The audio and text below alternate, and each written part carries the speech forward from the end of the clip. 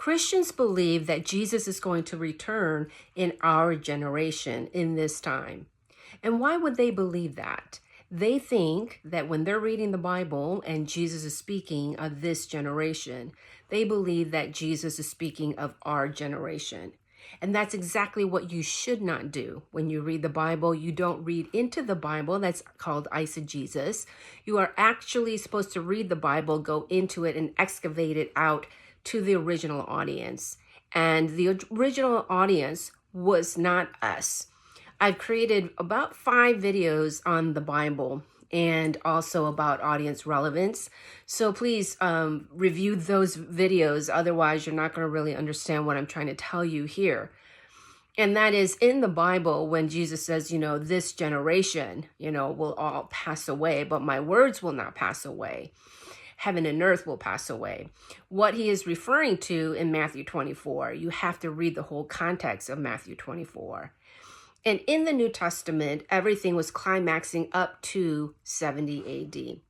That was going to be the parousia, the visitation of the Lord. That was just a phraseology, a Hebrew idiom that they used to talk about when the end would come for them, the end of the age. The end of the age was the end of Judea. The whole covenantal system, the temple system, the sacrificial system, the law of Moses, that whole old covenant system was going to come to an end, and a whole new system was coming.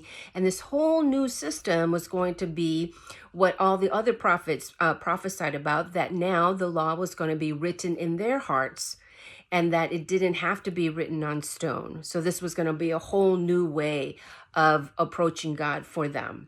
So when you read it in context, this generation in Matthew 24:34, you have to read all of Matthew 24, and they are talking about this idea that the whole temple system, heaven, that's where they thought heaven was in that temple, and that's where you would have the presence of God. That heaven and earth was Jerusalem, the land of Judea, that would pass away, but that God was not going to pass away, and that his presence was not going to pass away. So Jesus, when he was saying this generation, he actually meant that. He was talking about his generation, the first century church.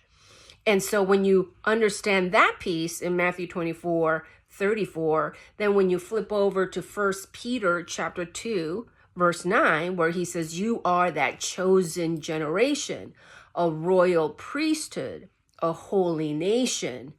Pause. You and I, we are not a nation. He was talking about his nation of Judea, that was a failing state, that was under Roman occupation. Rome came in 63 BCE with Pompey, and Jerusalem, that whole land of Judea, was under Roman occupation. So in that generation time, Jesus was referring to, when he was there, of his generation of returning. And also when Peter is talking about, hey, and he's writing his, epistle, he's talking about, but you are that chosen generation. He's saying this generation of the first century church, we, meaning the Jews and the 10 lost sheep of Israel.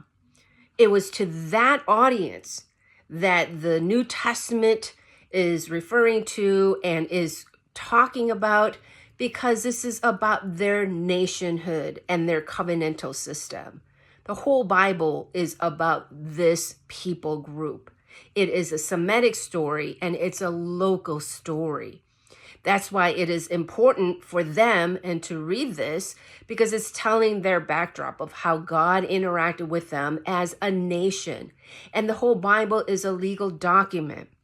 And so when you're reading this, a lot of believers and Christians are reading into the text thinking that, oh my gosh, God's talking about me.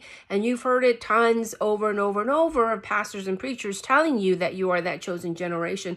But we are not that chosen generation. We have absolutely nothing to do with this biblical story. The biblical story is like an archetype. We can learn from it. It's a type, it's a shadow, but it is not referring to us directly. There's nothing there for us in that way. And once we understand that, we can begin to see the Bible as it is, so that the Bible can begin to open up for you. If you really want to know what the Bible is, if you really want to know the message of the Bible and how it has a universal message, that's the process that you have to go through. We can't just open up the Bible, let it say what we want, and pick out a verse here and there and here and there and here and there, anytime we need it for some crisis event or something important or an important decision that we're going to make. And this is how the Bible has been misused and abused over and over and over. And it's, happens all the time. People make mistakes all the time. God still meets you in that mistake, right? But for those of us that actually want to know what the Bible is really saying, we have to use proper exegesis. We have to know the literary styles of each book. There's 66 books. They're not in chronological order. They're all written for different events, for different reasons, but definitely the audience is for Judea or for the house of Israel. You have those two audiences. And then prior to that, you got to go all the way back to the region of Mesopotamia where they came out of. That is their Genesis point, the genesis of their covenant people, the genesis of their nationhood, the genesis of, the covenantal system. That's what they're coming out of. So by the time the New Testament is being written down, they are giving testimony to, yes, this has all been fulfilled in that generation. So are we this chosen generation? No, we don't need to be chosen. We don't need to be a chosen nation, a priesthood, because there is no priesthood. You can basically go directly to God now. That is the new paradigm. That is the new reality. We don't need a temple system. We don't need a religious, churchy system. You can go to God directly. So the Bible is here testifying of that, testifying of when this transitioned, when the human consciousness was so low and fear-based that they didn't realize this. But then Jesus comes on the scene and he is really ahead of his time. And he recognizes this, and he is that last Adam. He is that savior, that deliverer for the nation of Judea. It was a national event. That is what Peter is referring to. So no, we are not the chosen generation. We don't need to be a chosen generation. That's the whole point. We've been freed from that covenantal system. We've been freed from being some kind of a nation, edict going forth. We don't need that anymore. They did at one time for thousands of years, but that was very old, and that was like a tutor to teach us today. We don't need it anymore, but we have very religious people, good meaning, heartfelt people that want to go back to that kind of system called Christianity. They want to go back to that. And it's so funny because Jesus is the one that actually set us free from that system, but people want to go back to it over and over and over again.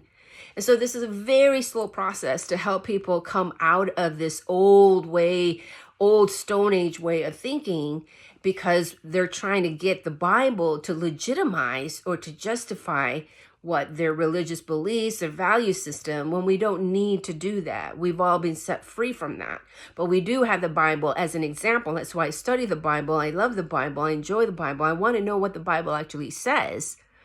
When you study it in that fashion, then you will realize, oh my gosh, God was faithful and true, and he did and fulfilled all these things. So therefore, he is testifying, yes, the God of the Bible is the God of the whole world. That's one of the universal messages of the Bible. So 1 Peter chapter 2, verse 9, when Peter is saying this, let me reiterate for like the third time. No, we are not that chosen generation. We are not that holy nation. We are not that royal priesthood, because we don't need to be. They did, because they were still under that transition place of that generation from 30 AD to 70 AD. 40 years was that generation. So that was fulfilled already. We are just now reading a record of that, and we're going back in time in history. And it's there because it is true, it is real. That is what they went through. We're reading that. So therefore, no, we are not that chosen generation.